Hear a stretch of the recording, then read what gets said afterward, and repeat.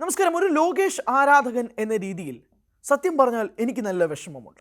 ലോകേഷ് ഇപ്പോൾ കിട്ടുന്ന ഈ നെഗറ്റീവ് ക്യാമ്പയിനും ഈ ഒരു ഹേറ്റ് ക്യാമ്പയിനും ഒന്നും ലോകേഷിൻ്റെ ഫിലിമോഗ്രഫി എടുത്ത് നോക്കിക്കഴിഞ്ഞാൽ നമ്മൾ അത്ഭുതപ്പെട്ടു പോകും. ഒരു സംവിധായകൻ ഒരു 5-6 കിടിലം സിനിമകൾ പ്രേക്ഷകർക്ക് മുന്നിലേക്ക് തന്നിട്ട് ഒരു സിനിമ പരാജയപ്പെടുമ്പോൾ എന്തിനാണ് ആ സംവിധായകന് നേരെ ഇത്രയധികം അധിക്ഷേപങ്ങൾ ഉയരുന്നത് എന്നുള്ള സ്വാഭാവികമായ ചിന്തയ്ക്ക് അപ്പുറത്തേക്ക് ഇത് മാറുന്നുണ്ട്. ലോകേഷ് എന്ന സംവിധായകൻ ഒരു വലിയ ആരാധകൻ എന്ന രീതിയിലും കൂടിയാണ് ഞാനത് സംസാരിക്കുന്നത്.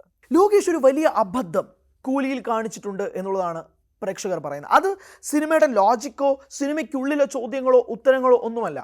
രത്നകുമാർ എന്ന എഴുത്തുകാരനെ ലോകേഷ് ഈ സിനിമയിൽ കൊണ്ടുവന്നിട്ടില്ല എന്നുള്ളതാണ്. നമുക്ക് ഒരു സിനിമ കാണുമ്പോഴേക്കും നമുക്കതിൻ്റെ VFX, അതിൻ്റെ ക്യാമറ വർക്ക്, അതിൻ്റെ BGM, നമുക്കതിൻ്റെ ആർട്ട് ഡിപ്പാർട്ട്മെൻറ്റ് പറയാൻ 100 കണക്കിന് കാര്യങ്ങൾ കാണും. പക്ഷേ ഒരു സിനിമ ഹിറ്റാവണമെങ്കിൽ ആത്യന്തികമായി സിനിമ തുടങ്ങിയ കാലം തൊട്ട് ഈ 2025 AI ടെക്നോളജി ഉപയോഗിക്കുന്നത് വരെ, അതായത് നിശബ്ദ ചിത്രത്തിൽ നിന്ന് ഇന്ന് AI കാലഘട്ടത്തിൽ എത്തി നിൽക്കുന്നത് വരെ ഏതൊരു സിനിമയുടെയും നട്ടൽ എന്ന് പറയുന്നത് അതിൻ്റെ തിരക്കഥയാണ്, അതിൻ്റെ കഥയാണ്, അതിൻ്റെ സംഭാഷണമാണ്. അതില്ലാതെ ഒരു സിനിമയും നാളിതുവരെ ഹിറ്റായ ചരിത്രമില്ല. അതല്ലെങ്കിൽ അടിത്തറ നല്ലതല്ലെങ്കിൽ അടിയോട് പതറിപ്പോകും എന്നതിൻ്റെ ഉദാഹരണവും കൂടിയാണ് കൂലി. അവിടെയാണ് രത്നകുമാർ എന്ന എഴുത്തുകാരൻ്റെ ഇമ്പോർട്ടൻസ് പ്രകടമാകുന്നത്. ലോകേഷ് ഇത്തവണ കൊളാബറേറ്റ് ചെയ്തത് മാനഗരം എന്ന ചിത്രത്തിൽ അദ്ദേഹത്തിനൊപ്പം വർക്ക് ചെയ്തിരുന്ന എഴുത്തുകാരനൊപ്പമാണ്.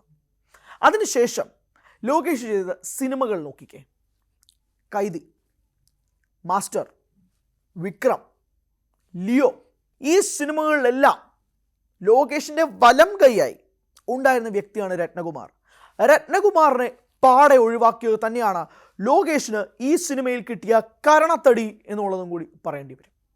കാരണം ലോകേഷ് സ്വപ്നത്തിൽ പോലും കണ്ടിട്ടില്ലാത്ത രീതിയിലുള്ള ഹേറ്റ് ക്യാമ്പയിനാണ് ഈ സിനിമയ്ക്ക് നേരെ വരുന്നത്. എന്തിനേറെ പറയണം, സൺ പിക്ചേഴ്സോ രജനീകാന്തോ ആമിർ ഖാനോ നാഗാർജുനയോ ഉപേന്ദ്രയോ സൗബിൻ ഷാഹിറോ പോലും ഇങ്ങനെ ഒരു പതനത്തിലേക്ക് സിനിമ മാറുമെന്ന് കരുതിയിരുന്നില്ല. നിങ്ങൾ ബോക്സ് ഓഫീസ് വിട്, ഈ 4 ദിവസങ്ങൾ ഞാൻ പറയുന്നു, അതായത് വ്യാഴം, വെള്ളി, ശനി, ഞായർ, ഈ 4 ദിവസങ്ങളിൽ റിലീസ് ചെയ്ത കണക്കുകൾ പുറത്തുവിട്ടാൽ പോലും ഈ സിനിമയ്ക്കുണ്ടായ ഹൈപ്പിന്മേൽ ഈ 4 ദിവസത്തെ ടിക്കറ്റുകൾ വിറ്റുപോയിരിക്കും. കാരണം ആദ്യ ദിവസം ടിക്കറ്റ് കിട്ടാത്തവർ 2-ാം ദിവസം പോവും. ശനി ഞായറിന് വേണ്ടി കുടുംബ പ്രേക്ഷകർ നേരത്തെ ബുക്ക് ചെയ്ത് വെച്ചിട്ടുണ്ടാവും. ആദ്യ ദിവസത്തെ റെസ്പോൺസിന് ശേഷം നിങ്ങൾ ഈ സിനിമയ്ക്ക് ടിക്കറ്റിൽ ബുക്കിങ്ങിലുണ്ടായ ഒരു വിടവുണ്ട്. അത് വാസ്തവമാണ്, അത് സത്യമാണ്. കേരളത്തിലെ കളക്ഷൻ റെക്കോർഡ് അതിന് ഉദാഹരണമാണ്.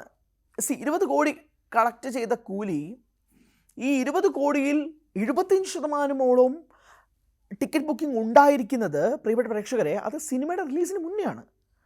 ഈ റെസ്പോൺസിന് ശേഷം നെഗറ്റീവ് റിവ്യൂകൾ ഇങ്ങനെ ഒഴുകി വന്നതിന് ശേഷം ബുക്കിങ്ങുകൾ ക്രമാതീതമായി കുറഞ്ഞു. ഞാൻ ബുക്ക് മൈ ഷോയുടെ സ്ക്രീൻഷോട്ട് ചെയ്ത് ഞാൻ വേണമെങ്കിൽ പ്രേക്ഷകരുടെ മുന്നിലേക്ക് കൊണ്ടെത്തിക്കാം. പച്ച കത്തി കിടക്കുകയാണ്.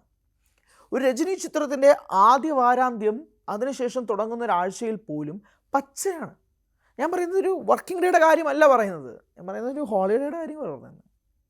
ആ ഒരു അവസ്ഥയിലേക്ക് സിനിമ കൊണ്ടെത്തിക്കാൻ പോയതിൻ്റെ പ്രധാനപ്പെട്ട കാരണം ഈ ചിത്രത്തിൻ്റെ തിരക്കഥയിലുള്ള അപാകതയാണ്. ഈ ചിത്രത്തിൽ ഒരുപാട് സംശയങ്ങളും ചോദ്യങ്ങളും നിലനിൽക്കുന്നുണ്ട്. ഈ ചിത്രത്തിന് ഇപ്പോഴും പല കാര്യങ്ങൾക്കും മറുപടിയില്ല. അത് നിങ്ങൾ പലരും തന്നെ യൂട്യൂബിൻ്റെ വ്ളോഗേഴ്സും പലരും ഡീകോഡിംഗ് ഒക്കെ ചെയ്തതായിട്ട് നിങ്ങൾക്ക് മുന്നിൽ തന്നെ കാണും.